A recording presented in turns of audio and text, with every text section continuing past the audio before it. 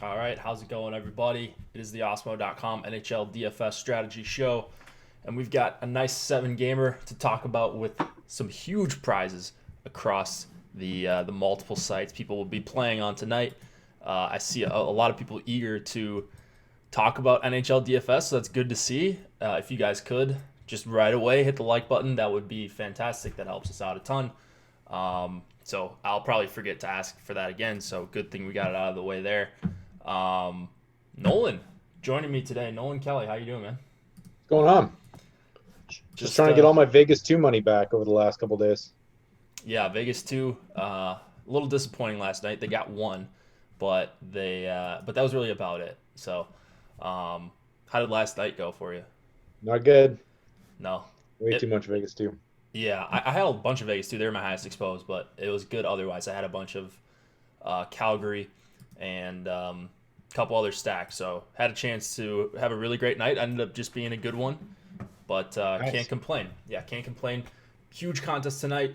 If you are looking to play more NHL DFS or more DFS in general, and you're interested in lower management fees, you're interested in playing against less sharks, less guys like Awesemo and Brick and Testosterone for NHL, head over to Yahoo Daily Fantasy Sports. Um, Use promo code Awesemo to get up to $30 in Yahoo Sports rewards points. When you do, you see on this $12 contest today, they've got a 12.3% management fee. That's about 75% of what you're going to pay in management fees or rake on DraftKings and FanDuel. So take advantage over on Yahoo. Get in this no management fee tournament they're running on Thursday when NBA returns. I'm sure that will fill very quickly. So just be aware of that if you are playing on Yahoo. I think most states can play over there, and I know Canada can play there as well. Maxed it out already. Go get in there. Beautiful. So go join Yahoo and use promo code Osmo when you do so. Today we have a big giveaway going on. I linked this in chat before. I'm gonna link it in again. NHL giveaway. All you have to do is retweet, like, and reply. You have to follow Awesemo_com, the main account, and then the NHL account. And you can win an Awesemo plus NHL monthly pass, $40 value. And then you would be able to get in Slack. You'd be able to have access to the projections, ownership projections, everything that we offer on the site, the live blog, everything. So take advantage of that. There's no real reason not to. If you've thought about subscribing, I mean, it's free to enter. Only, I think 50 people so far have entered this between the two accounts. So just take advantage. It's retweeted on my account if if you can't find this for whatever reason. Chat, you're watching on delay. We have cheat sheets on the site. Those are done by myself using some of the model that we use on the site, and then just using some common sense as well. Power plays, Slim Cliffy is doing those today. Monday, Tuesday, he does those. Tomorrow will be VOTS. I think we got a pretty good slate for the last non-NBA slate for NHL. And should be some huge contests as well, so look for that tomorrow early afternoon. This is up on the Awesemo NHL page right now. Let's take a look at what happened last night. I've got a few contests pulled up. 2 contests with over or a total of $100,000 in the prize pool. So we'll look at the $10 first. Familiar name up top. Do you know who took it now, Nolan? I don't. Our boss, Tom JK, 321. He's on fire. Cashed a third of his lineups exactly, 50 out of 150. Let's see who he was heavy on. Probably, we're all using kind of the same projections. So let's see who he was really heavy on, if anybody. He really liked Washington. That was his highest exposed stack. He liked Arizona. Really didn't get into the good parts of his stacks until Calgary 2 was 14%. So that was like his 5th or 6th highest stack. And he ended up having a really nice lineup up that finished at the top. So let's take a look at what it was. Oh no, I'm skipping over here. All right, there we go. Dvorak, Garland, Taylor Hall, Backlund, Mangiapane, Kachuk, Brent Burns, Kevin Shattenkirk, and then Antti Ranta in net for The 22.1. 3-3-1 with correlated goalie is alive and well. Yeah, 3-3, 4-3-1 if you want to count the goalie. But yeah, 3-3 correlated goalie. Burns, Shattenkirk. No one was outrageous in his lineup besides Mangiapane and Kachuk, but got solid production from everywhere. And the Backlund assist, I'm assuming, helped out Tom quite a bit. Was a good night for a bunch of the 150 maxers. I finished in fourth. Broflex finished in third place. Really good player. I think we had the same lineup in that tournament. So the 3-3 ended up working out for last night. Testosterone was also competing very heavily in the Spinorama. I had somewhat of a chance to win this. I didn't have any PMR remaining, but finally got chased down by Slewfoot, Testosterone, Ezra MT, 3 really good players. Slewfoot took it down. Only cashed one lineup out of his 9, so he maxed this, but the one lineup ended up getting in first place. So he had Cirelli, McKinnon, Mangiapane, Kachuk, Kucherov, Braden McNabb, 12.5 DK points for 2,600. Noah Hannafin, just 8 points, but got him on the right lineup construction. Kale McCarr in the flex. So he used 3 defensemen here, uncorrelated goalie, and then a 2-man Mangiapane, or a 3-man Mangiapane, Kachuk, and Hannafin, but not a ton of correlation there. And then Bobrovsky wasn't great, but it was kind of a low-scoring night, and this was the top lineup, 162.5 in the Spinorama. Testosterone cashed 5 lineups out of the 9 that were entered. The Thornton line and the Backlund line. Classic 3-3 correlated goalie. 2 spend-up defensemen, Burns and Hedman. And so you knew Testosterone was going to have a pretty good night. Palmieri about to get traded. I saw a fake account tweeted that Palmieri got traded. So just be aware of how many L's there are in Devils when these accounts tweet that out. Alec Martinez was looks like it's close, and he's sitting out though. Is Martinez confirmed sitting out? Yeah. Beautiful. So I figured as soon as you saw that tweet, if they're working on a trade with him, they're not going to play him tonight. So maybe more of a reason to look towards Winnipeg. Probably Mike Knox just giving up the farm. Did they give up the farm? I don't know. Cliffy seems to think that wasn't that. It's not. It's a fine trade, I think, in a vacuum if you're going for the cup, but let's not pretend like the Canucks are cup contenders here. Besser's out for the next 3 weeks, maybe into the playoffs.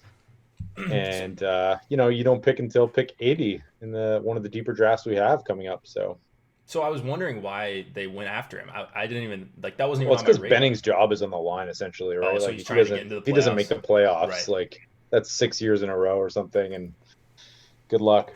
Yeah, I saw 5 teams are jammed together in that division. It's a pretty crappy division. They'd be 7th in the Metropolitan. That's nuts. So hockey, who knows? Maybe they could be last year's Blues, turn it around. Never know what happens. I don't know. Markstrom's not that bad, is he? Markstrom's amazing. Markstrom, do you actually think he's amazing? I don't know. Yeah, I don't know anything about goalie skill. I think Vezina candidate this year. All right, beautiful. Yeah, it feels like he's been pretty good. I'm going to alert the channel for anyone that's not watching right now, and then we will get started on the games. 7 of them.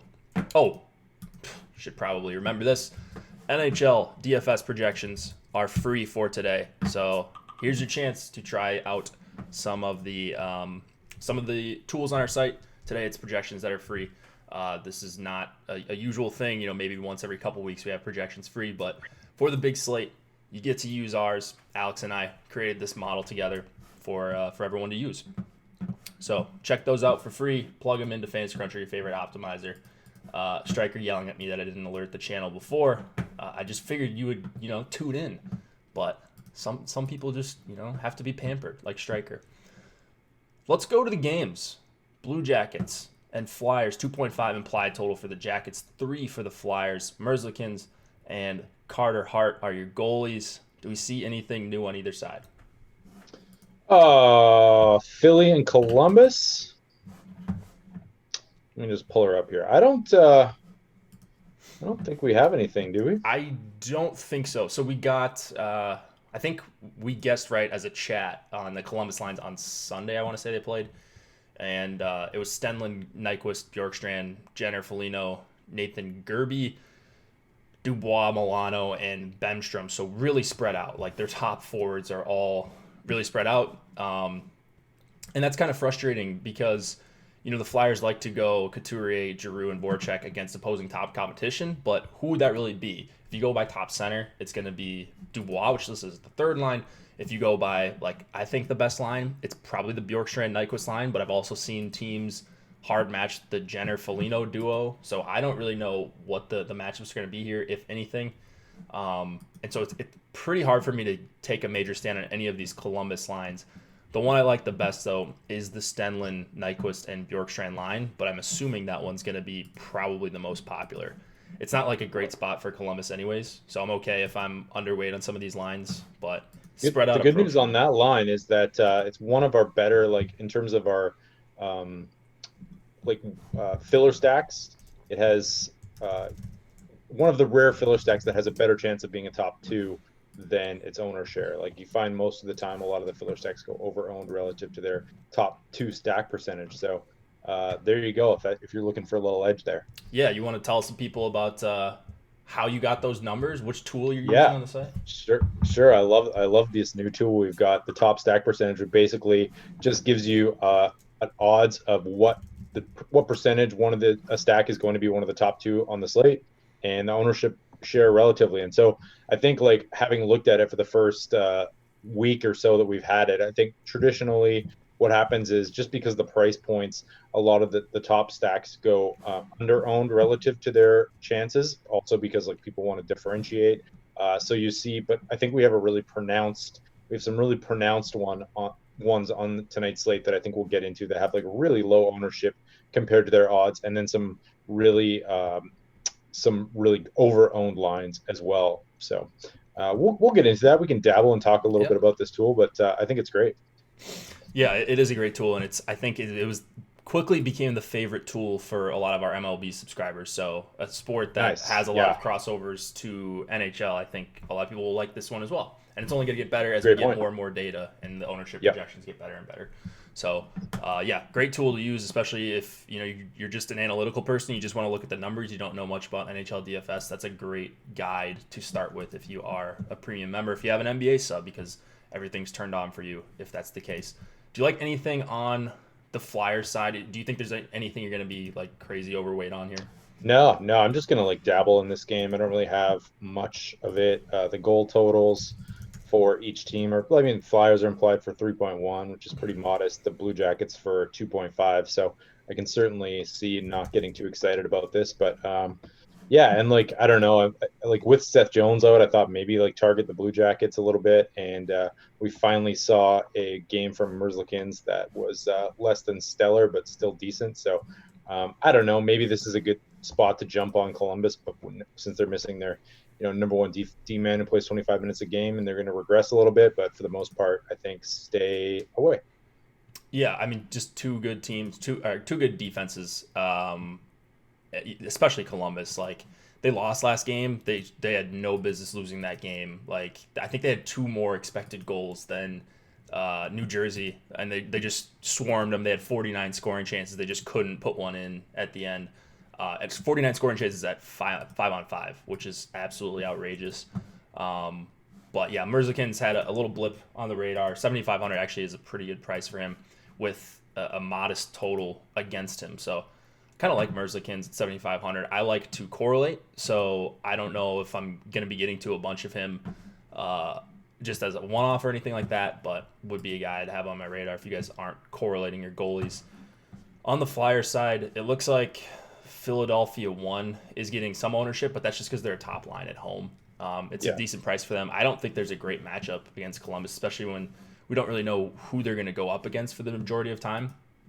And then this Hayes line, I was kind of interested in them with their pricing just being so low and having some talent. Hayes, Konecny, and Farabee, just an interesting line, but they've been pretty brutal in their first couple of games together. So this game, I think I'm with you. I'm probably just dabbling in this one in multi-entry. I don't know that I'm going to get to it in the higher buy-in stuff very often. And then, the defenseman, kind of same thing. You know where to go. It's Werenski at 6,100 if you're going anywhere, but Philadelphia doesn't take a lot of penalties.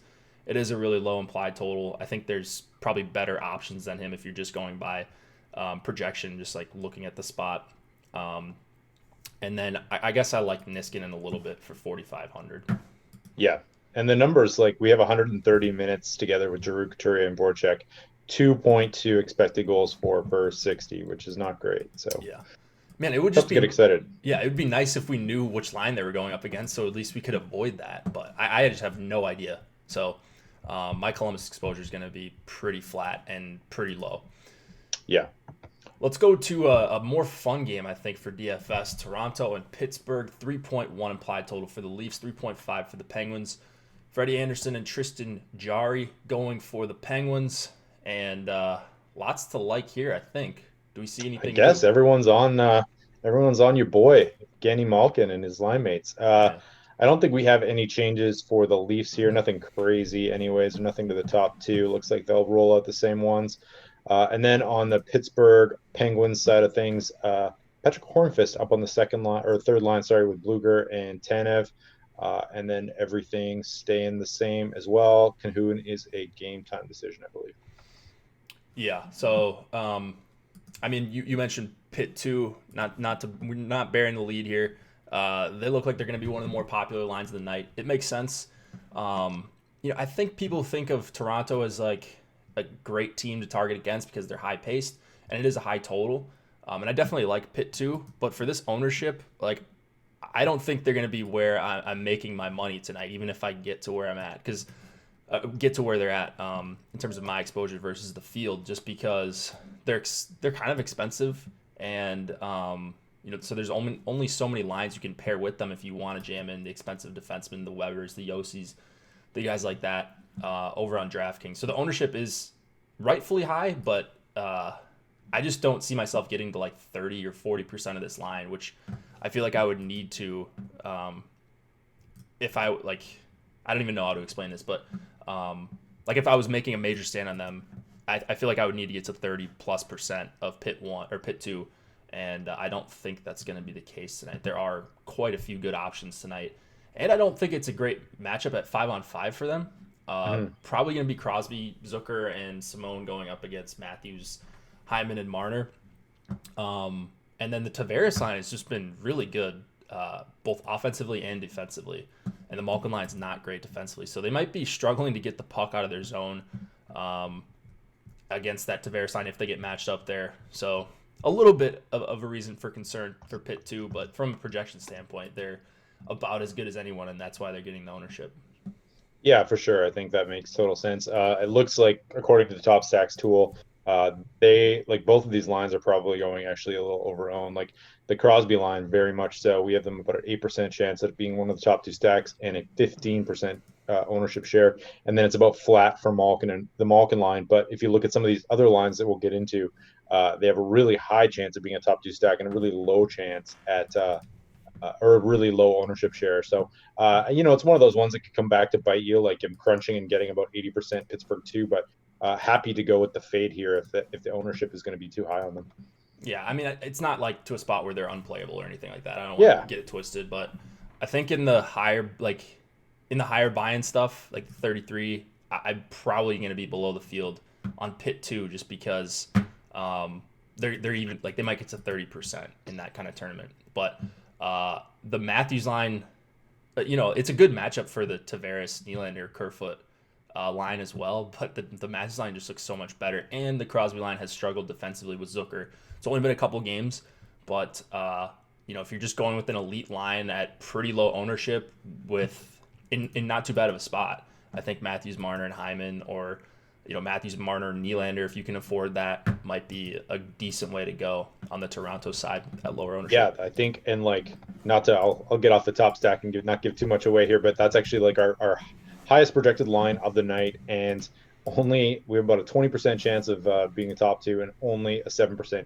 ownership share. So if you're looking for probably game theory and upside, Toronto 1 is the play here. Obviously they're expensive and they don't pair a lot with a lot of other lines, but Toronto line in that context is probably my favorite play of the night.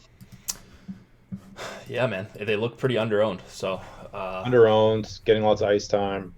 Oh yeah, I mean Decent Matthews, total. since Babcock got fired, Matthews has just been playing like 25 minutes some games, Yeah, which is what he should have been doing all along. But yeah, for sure. they're really relying on their top six forwards, which is good to see. If you're going on the blue line for Toronto, there's a few guys you can choose from.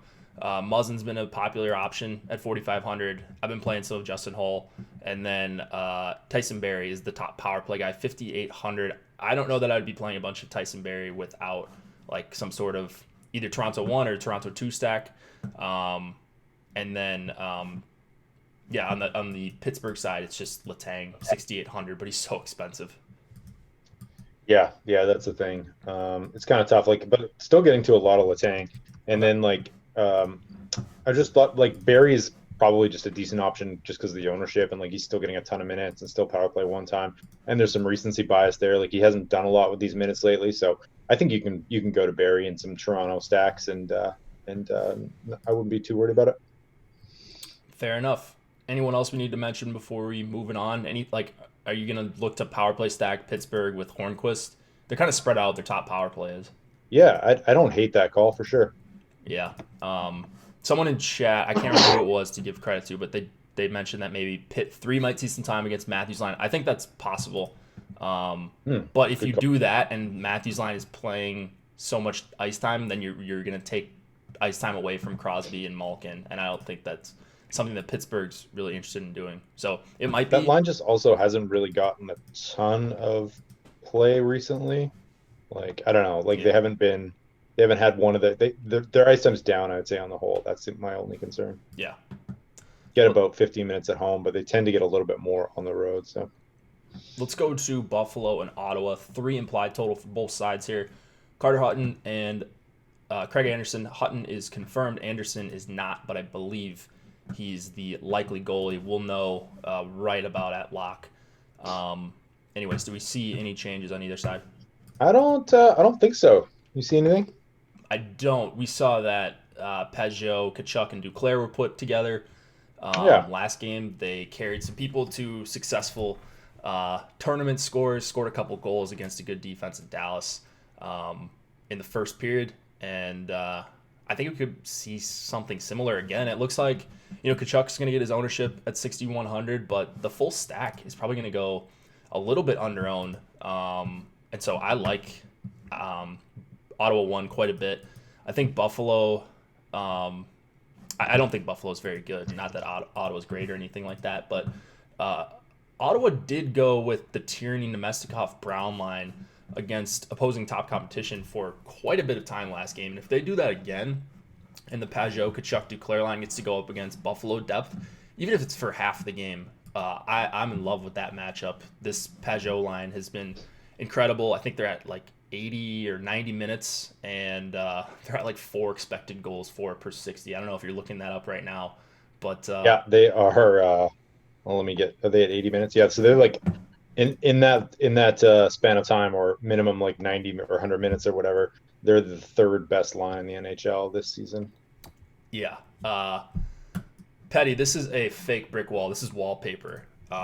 So no, it is not real Minnesota brick, but they're fully Is that correlated a on the thing? power Minnesota play. Brick? Yeah, Minnesota brick 75. This is fully correlated on the power play. Peugeot, Kachuk, and Duclair, with the Shabbat unit, and then on the Buffalo side, I guess it would be Buffalo 1 or really nothing. It's pretty brutal. Once you get past Buffalo 1, and I absolutely hate them. I don't even think it's a great matchup if they go up against Peugeot, Kachuk, and Duclair, but if they do see some of the Tierney line, that's probably a much better spot for them. So I'm a little bit torn about what to do with Buffalo 1, but I don't think I'm going to end up with a lot of them. Yeah, I wasn't getting too much either. Like fairly expensive. Probably going to see a lot of Ottawa 1. The only real advantage here is they're not going to be owned at all. So you're going to get like probably 5% ownership or less on that entire line. And I'm sure they have higher odds of being one of the top stacks than that. So that's the only argument I can make for them. Yeah. Like if you just look at the implied total for Buffalo, and Buffalo is a team that has concentrated scoring, you could talk yourself Yeah, into Buffalo one pretty easily. The question yeah, is just who are they going to go up against? It's going to be one of the top two lines. It might be a mix of both. They're not that impressive of a line at 5-on-5. I mean, Eichel's amazing, but Olafson at 7,100 has his just issues such a at even massive strength. overpayment. Yeah. So It's they're like they're paying 6,300 for Rust. well, I mean, we already got to him. Rust is a good play for 6,300. Come on. I'm just kidding. I'm trying to think who hates Rust. Is it Seth who Me. hates Rust? Oh, you hate Rust? Why? Yeah. I just think I don't hate him. I just think like this line's overrated and gonna regress. They That's haven't all. been great with that iteration with McCann on it, but it's early. It's early, and like they were good. They're really good offensively with Cahoon up there. Wenzel? So, well, Oh, yeah, with yeah. Gensel, but that's a little bit different of a situation. And they were fully correlated on the power play with Gensel too. So, anyways, back to this game. Um, I think you can go to some Tierney, Domestikov, and Brown lines, or even Ottawa 3, but I would caution against like playing a ton of third lines. Anyways, there are some really good ones. Nashville 3 is a good one. I think Ottawa 3 is at least going to be in my pool tonight. They get Yeah. some secondary power play time. Like I mentioned, they get to go up against this awful Buffalo depth. They don't have many NHL caliber centers outside of their top NHL caliber forwards outside of their top line, and so you just have a favorable matchup and you're just dirt cheap. So, Shabbat 5,400, we're looking at him, and then what do we do with this Buffalo blue line? Oof, not much of that Buffalo Blue line, I gotta say. Shabbat, maybe we're seeing the second half resurgence here. His minutes are up 28 and 26 in his last two games. I thought he scored the other game, but maybe he just had an assist. Did they take that away from him? Or maybe I'm just imagining things. But I'm not sure. I mean, tough matchup. I think Buffalo's top two or three or something in points allowed to opposing defensemen. So I certainly get a reason not to play him. But I'll have a few Shabbat shares, a few solo Shabbat shares, a few correlated shares tonight. Why not? Yeah, I mean, one guy is dominating my defenseman ownership or exposure tonight, but Shabbat's right behind him. There's a few guys like I think Yossi is in a tier of his own as he usually is. Even after the zero, I'm going right back to him. I Is don't that think defenseman Xavier Ouellet? it is not Olet. I don't know what happened with him because I looked on my end, it looked fine, but I think the projection is fixed now. There was this third line scrub defenseman that was projecting for like 3x salary. So just make sure you refresh the projections. I uploaded them right before the show again and made sure everything was fixed. Yeah, that's really all I got for this game. Not the most fun one, but Ottawa 1 probably going to be my highest exposed here. All right. Oh man, people ripping on me for Yossi. You guys wait. Montreal and Detroit 3.3 implied total for the Canadiens, 2.2 for the Red Wings. Carey Price and Jonathan Bernier are expected. We don't know what's going on, but we've got a pretty important game time decision in this one. Yeah, so Brendan Gallagher, optional skate, I think, for the Habs this morning as well as the Red Wings. So just make sure you're watching these lines before lock here. What time is this? Is it a 4:30 start or 7:30? Yeah, so you're going to probably have to stick around and check them out to see if he's in, because actually that's probably an even bigger advantage if you have the time to stick around, because people are just not going to bother adjusting if he's out. And I don't know what people will do because he's still listed as on that line, and I wouldn't be surprised if people just play him. So we'll kind of have to play that one by ear. So no sense getting too much into these Montreal lines because we won't know them beforehand. And then on the Detroit side of things, looks like some new line combos here. Larkin, Mantha, Fabry, or was that last game? I can't remember. But it's looking a little bit better. Yeah. There's huge narrative tonight as well. I don't know if you know, but it's on Athanasio Bobblehead night. So you pretty much got to chalk up. You got to bump his projection by 3 thumbs in Fantasy Cruncher. He's on a line with Filppula and Bertuzzi and Alex Biega. Man, just sign me up for all the Biega tonight. That's all I got. So Biega's back on third pairing. Otherwise, I think I'd be with you. I think he was care. skating with Nemeth for a while, and like Nemeth Really? plays 20 minutes. Yeah. So maybe you were going to get that's 18 true. out of Biega, but like he's live to literally play like 12 minutes. Not 6 that shots, though. Detroit has a great top 4 defenseman that they have to hammer in this game or that they're going That's anywhere. true. But That's true. yeah, I mean, min salary, a guy who shoots a ton when he's on the ice, just doesn't get a lot of ice time. Okay, so this one is very tricky because it's a 7:30 Eastern lock, and the slate locks obviously at 7. So you're not gonna know whether or not Gallagher's in for sure once the slate locks. So you just be around right after lock and figure that situation out or just avoid this game. I'm playing it like Montreal 1 is going to be attacked, Gallagher's going to play. So it's a little bit of a risk. Maybe you get him at lower ownership than you should here. It is a pretty good spot for Montreal. No matter what line they go up against, I would like them not to go up against the Larkin line, but I think they're going to see a lot of the Larkin line. I'm talking about Montreal 1. The rest of these lines for Detroit are going to be very poor defensively. Larkin and Mantha together are a very good combo. Offensively, and they're not too bad defensively, but Fabry's going to bring that down. So I don't really have a problem with playing Montreal 1 here. I think they should be considered one of the better stacks. The only issue I have with them is just maybe they're not going to be in the best of the best spots because they're on the road here. They don't get the benefit of last change. That's my only real gripe with them. There's not much I'm looking at outside of the top two. I'm sorry. There's not much I'm looking at on the Detroit side outside of the top line. I think you could probably make a case for Montreal 2 and 3 just because of how bad Detroit is once you get below their top line. Yeah. I think that's probably true. I haven't looked at ownership here, but let's just say, it looks like Montreal 1's ownership is going to be a little bit suppressed. So, I don't know if it's really tough to predict at this point. And then what's Detroit 1 at here? Looking like not great odds of a top stack here. I'm a little bit surprised at that. I guess it's because of the total. Right. That makes sense. Did you say that you think they might go up against Montreal 1? I think they're going to. So it's not an elite spot for either side because both lines are strong offensively. But if Detroit does, like if you just look at this Vegas goal total, like I think Detroit is the most concentrated team tonight for scoring, probably. Maybe Buffalo, actually. Buffalo's probably number 1, Detroit number 2. If they go off, it's hard to imagine that Larkin and Mantha aren't in for a couple goals here. Even if they score 3 goals, they could potentially be on the tournament-winning lineup. If they get the 3-point bonus, a couple of them get the 3-point bonus. Like, if they're rolling, they're one of the better duos in hockey, Larkin and Mantha this season.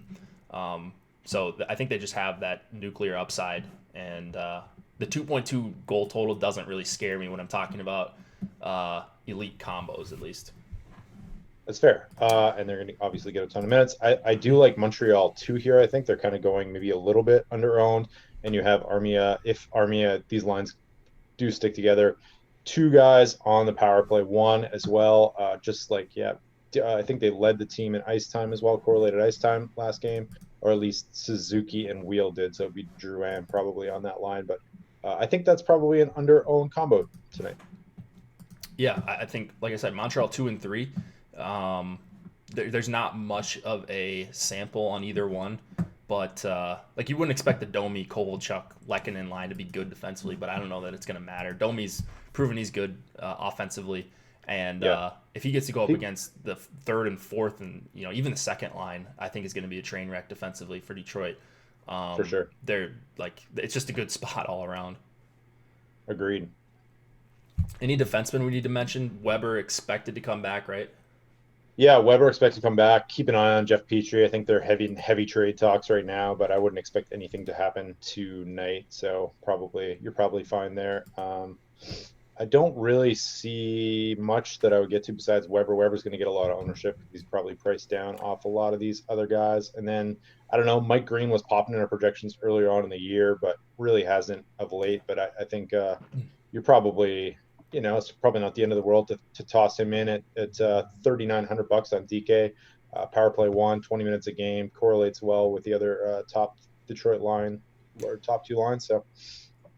Yeah, I want to point out Petrie as well. So I think Weber is a fine guy, one-off guy who can score goals as a defenseman, which is pretty rare.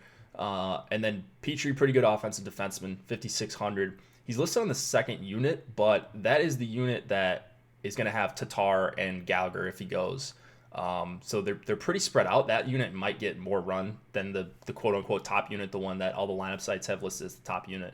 So just be aware of that. Like, that would be a line I'd be okay power play 2 stacking with Petrie or going Danault, Tatar, Gallagher with Petrie instead of Weber as your top guy. I like that. It's a contrarian move. I think not a lot of people are going to have that. So. Yeah. All right, let's go to the Devils and the Blues. What time we got? Oh, we got. Also, sorry, I'm sniffling here. I'm having a little allergy attack. I think spring's here, Jake. Yeah, I mean, here on the West Coast. Is it warm where you're at?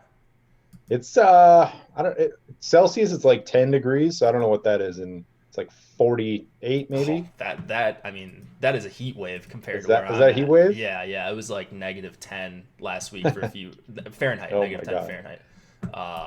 So yeah.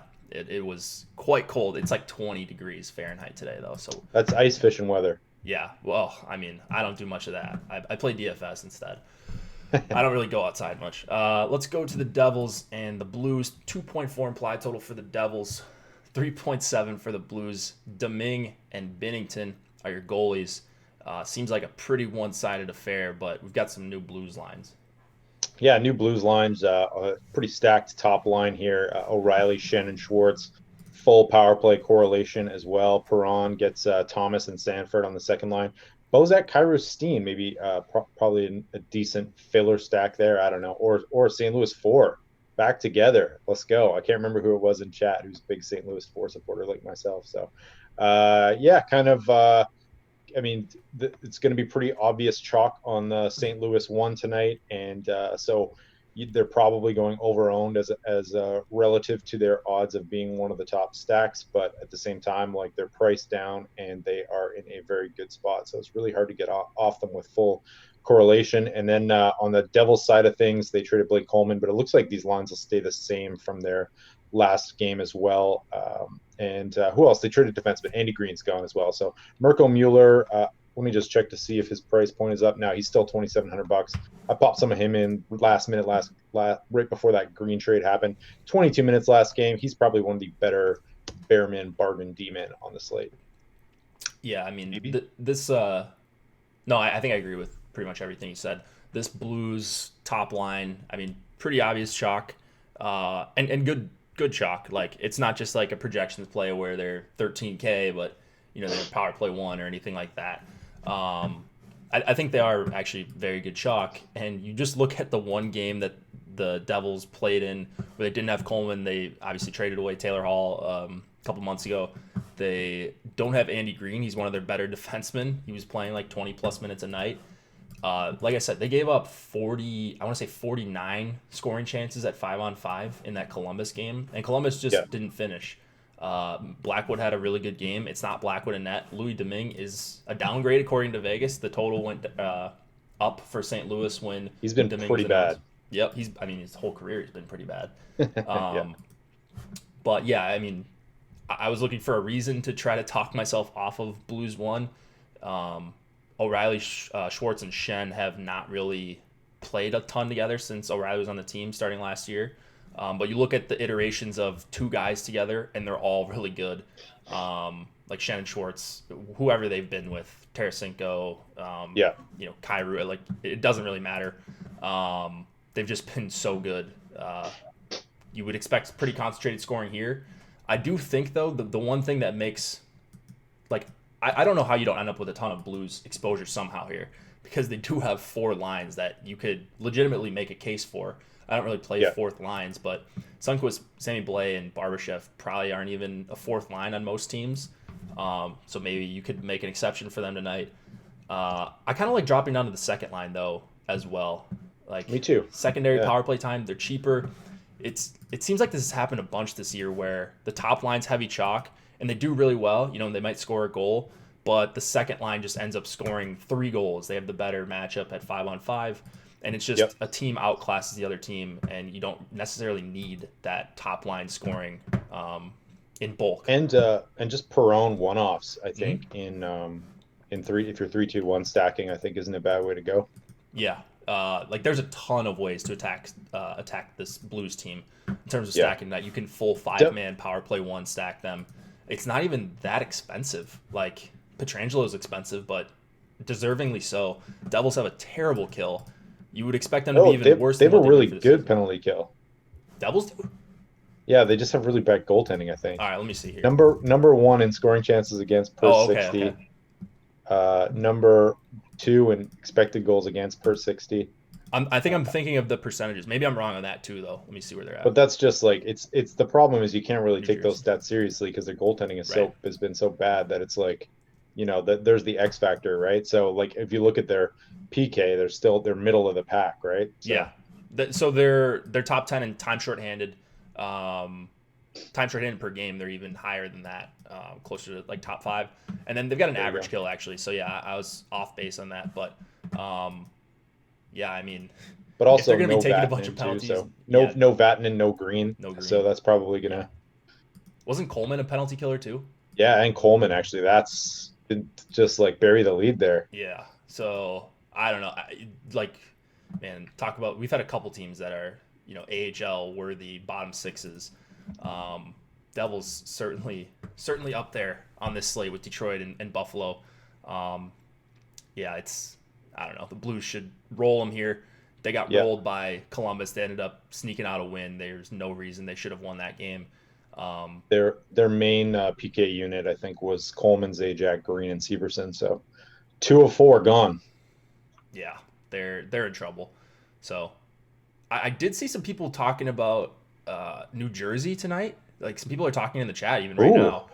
ooh, I don't really bold. get that. So I play everyone, right? That's the joke, kind of the running joke in chat because I play 150 lineups, and so I'm not gonna have zero New Jersey, but if they're gonna be like sneaky popular, either of the top 2 lines here, or Yeah. the third line even, which I doubt that'll be popular, but if they're even gonna get to like 5 or 6%, I think that's kind of a mistake. So what I'm It gonna be doesn't doing is look just that way. Like it looks all pretty low owned. So um, yeah, we don't really have the ownership for Jersey 3 yet. I don't yeah. know, is it because Nick Merkley is in our projections? But man, it's bold. I mean, I like to play Travis Zajac more than most, but I don't think tonight's the night. Yeah.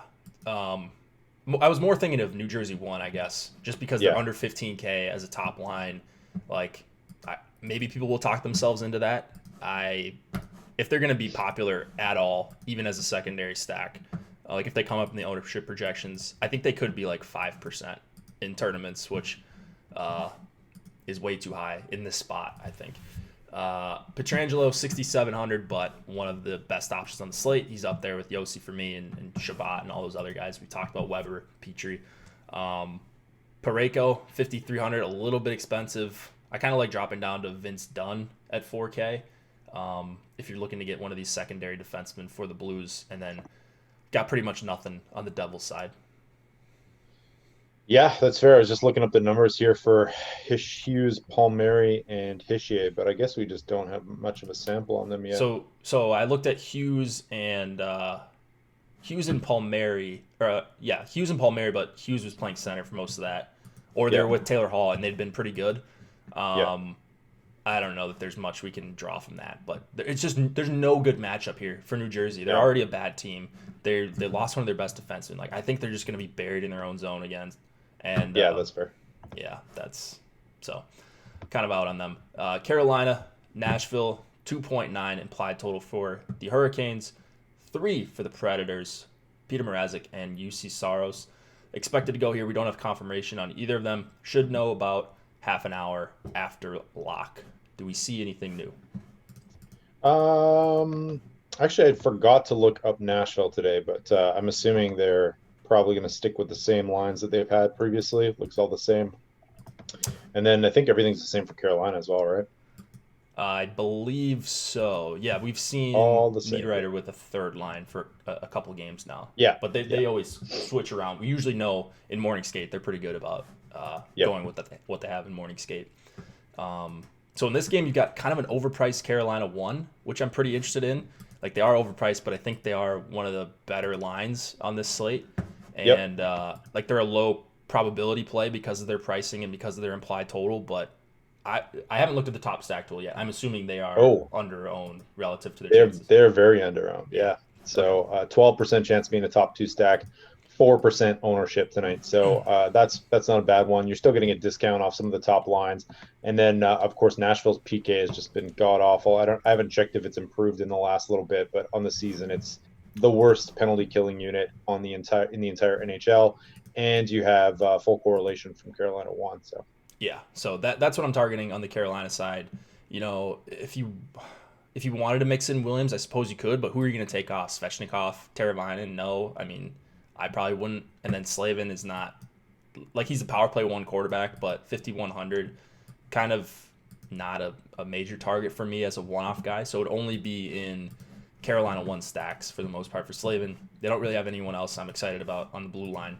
So give me some Carolina 1. And then on the Nashville side, you've probably got 3 lines that are in play. People will talk themselves into. I'm more focused on Nashville 2, Duchesne, Forsberg, and Turris.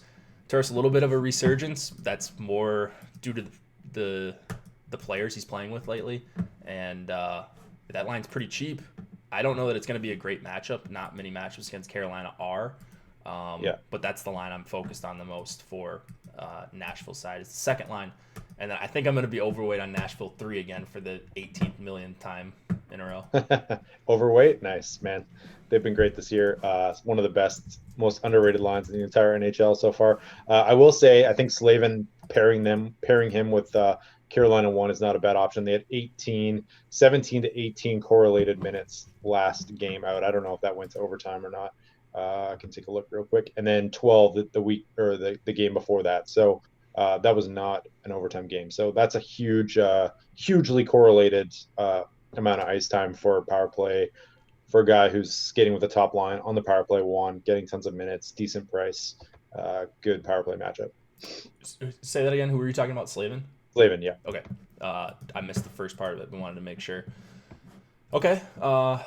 Yeah, like I said, I think I would be open to including him in Carolina 1 stacks. But then you're getting pretty expensive. Already overpriced Carolina 1 based on projection, but as a line, as good as anyone. And then you add in the $5,100 Slavin. But if they can get on that power play a couple times tonight, Nashville is atrocious at killing them off. Mentioned Yossi a number of times, 7,300 for him. I think he's like 6,700 or something on FanDuel, and I usually just let it ride over there and play however much Yossi I can get. He's my top option tonight for 7,300, and Carolina does take quite a few penalties. They're still missing Dougie. They've been missing him for a number of weeks now, but I think it could be a favorable spot for Nashville if they can get on the power play as well. Carolina's second most time shorthanded in the NHL this season, with 1 game in hand against the Capitals, who also have 205 times shorthanded. I just realized as well, sorry to jump back here, St. Louis 3 is all wingers, so yeah, no go. But you can Josh Unless stack you take them. Kyrou. You can Josh stack them with St. Louis. Yeah, 1. the double St. Louis 1 line. There you go, Galaxy brain right there. Wow. Ekholm is another guy that's going to play a lot of minutes. He's not the most active player with those minutes, but anyone that's going to play 25-ish or has a chance to, I think needs to be at least brought up for $4,600. Gets the secondary power play time as well. So that's the only other guy I really wanted to mention in this game. Last one. Let's do it. All right, if everybody could hit the like button. See a ton of you in here right now. Thank you all for watching. Yeah, thanks NBA guys for coming over. Yeah, so promise you'll have your basketball back in a couple days here. Yeah, you got a couple more days of us, and try your hand out in NHL DFS. Before you guys go, before we get to the last game, I want to offer this free giveaway we have going on right now. A free Awesemo Plus NHL monthly pass, $40 value. Guess the player that scores the most fantasy points. Just follow the directions on the tweet. Click on that. You can find it on my Twitter. We've also got cheat sheets for tonight up on the site. Those are free. And then the Power Play article as well by Slim Cliffy. Always does a great job on those. Those are also free. NHL projections tonight. If you're looking to plug some into an optimizer and stack up everything and maybe max out all the tournaments or whatever it is, the 5-hole or whatever they call it on FanDuel, the 5 cent, get some action. We've got free projections for you today. So let's get back to it, and then we'll get out of here. 2.5 implied total for the Kings, 3.1 for the Jets. Cal Peterson and Connor Hellebuck are expected to be your goalies. Anything new on this one? I don't think so. Well, the LA side, of course, they traded Tyler Toffoli to the Vancouver Canucks, so Dustin Brown will take over his usual spot up there on the top line. And then it's Carter, Firk, and Kempe, Lizotte, Wagner, Moore, Prokhorov, Amadeo, Lewis. Everything, those new Jets lines look to be intact, so we will see. I didn't see anything different this morning, so I'm guessing it's going to be still Wheeler centering Connor Line. I think that kind of weakens both lines. I don't know really what to make of it. And then I want to get your thoughts on LA Kings 1 here, because I feel like that's kind of the sneakiest filler stack of the entire slate. Yeah, I wonder how Winnipeg is actually going to match here, because now that I'm thinking about it, you've got Scheifele on the, well, it's listed as the top line on your screen. The top line is really the Wheeler, Line, and Connor, right? I think we're in agreement on that. Yeah. Yeah. So, I don't know how that's going to make them defensively. If Wheeler compared to Scheifele is going to be a huge upgrade, I just think Line and Connor aren't good defensively, and so you want whoever's going up against Line and Connor, I think, and that'll probably be the Kopitar line. I think they did that last game where the Wheeler line saw opposing top competition. I'll have to go back and check on this. But yeah, LA1 is definitely on my radar. So I wish Toffoli hadn't gotten traded, because the numbers with Toffoli, Kopitar, and Iafallo were really, really good for that line. With Brown, obviously a downgrade. But they're still okay. They're about league average. And if you go up against a line that, or at least for most of the game, you go up against a line that is really bad defensively in Winnipeg 1. Even if Wheeler's going to be a slight upgrade, I still think that's a really awesome spot for a low total team here. It doesn't look great outside of the Kings. Maybe you could make a case for line 2 here if they don't match like the way I said. But yeah, I kind of like LA1 here. Winnipeg probably going to go under owned in the top stack tool, if I had to guess, just because they're super expensive. But it seems like they do vastly have a decent underowned. chance. Yeah. So, and by Winnipeg 1, again, I mean the Wheeler, Line, Connor line. This is what I consider the second line, Scheifele, Ehlers, and Kopp. That one's not one that I'm super interested in. Kopp and Scheifele on the same line. Not a ton of goal scoring prowess there. I think Winnipeg 1 is probably the play if you're going to the Winnipeg side. Winnipeg won the Scheifele or the Wheeler line, right? Yes. Yeah. Yeah. I keep saying Winnipeg 1. I have to correct myself every time. I know it's weird. Yeah, I think so. I think so too, though. Like, I was kind of curious to see like what the difference in centers would make for Ehlers, because Wheeler, not a natural center, has been playing wing for years. Scheifele more of a facilitator, so I kind of thought maybe this would benefit Ehlers and he would get some more scoring opportunities, and that would be a good combo. Like, it's still a little bit early to say. So I'm gonna have shares of both, but just the price point of this line is pushing people off it. It's definitely a pip to be contrarian spot. 17% chance of being a top 2 stack, only 3% ownership for that combo tonight. And then you factor in things like Alec Martinez gone, Toffoli gone, starting Calvin Peterson, who has been decent this year, 920 save percentage, but I don't know, like that you have to figure like LA is definitely going to be a little bit weakened, so I do like going to them at this ownership. I think it's probably a smart EV play long term, even if it doesn't hit tonight. Yeah, I agree with that. If you play under-owned lines more often than not, play under-owned teams in a sport like baseball, ownership is not totally efficient, and that's why you can still get an edge in these kind of sports. And we do have ownership projections on the site, not to shameless plug, but that's the ones that we use every day, so that's what we're referring to. That's what Alex uses in the top stack tool to derive those projected chances versus the ownership. One thing I wanted to mention before we get out of here: do you have any defensemen? And then, are you interested in any goalies? Then we'll do let's do a 5% Hattie tonight. 5% Hattie. Have we hit one yet? We have not hit one yet. I thought I had Pissick that night. Yeah, I don't think you had Pissick, but the chat can remind us if you did. Defenseman, I guess it would just be Pionk in power play 1 stacks.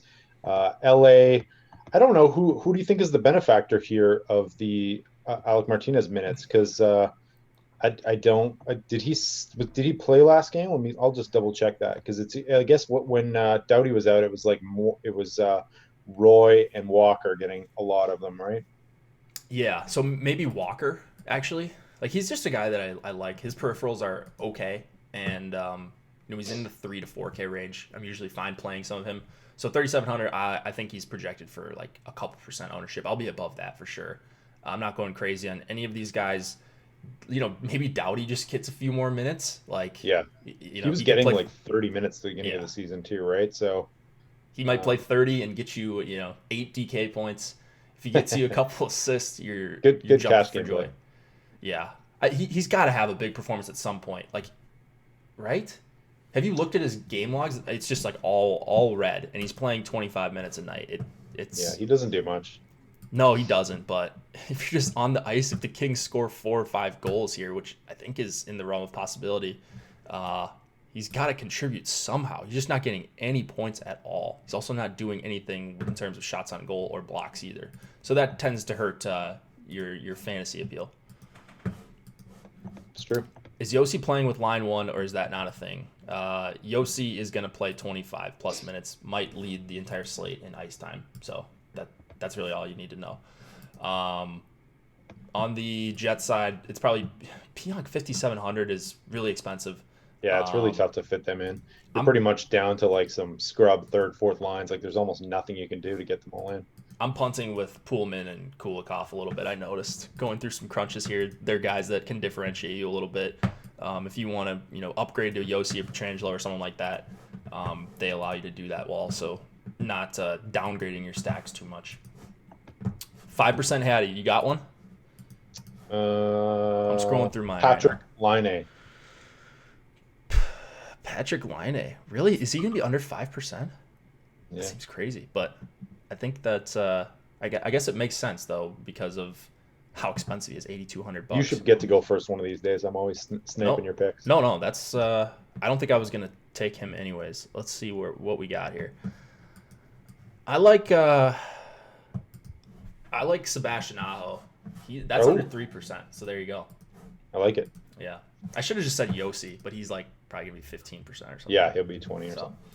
Yossi's my pick with my heart. My pick with my head is. We're gonna keep track of these next year. It's gonna be a goal pick, and not a Hattie, just a goal.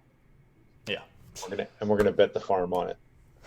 All right. Also, Vegas 16-1. Go to your betting accounts right now and go bet on Vegas to win the cup. They're still 16-1. That's a steal. Yeah, I just bet them yesterday. A couple notes in chat. People asked about Alec Martinez. Do not play him. I don't think he's playing tonight. He's in the process. They're in the process of dealing him. So that would be to Vegas. He couldn't play tonight anyways. So yeah, just X out Alex Martinez from your pools. I think he's out of the projections if you're using ours.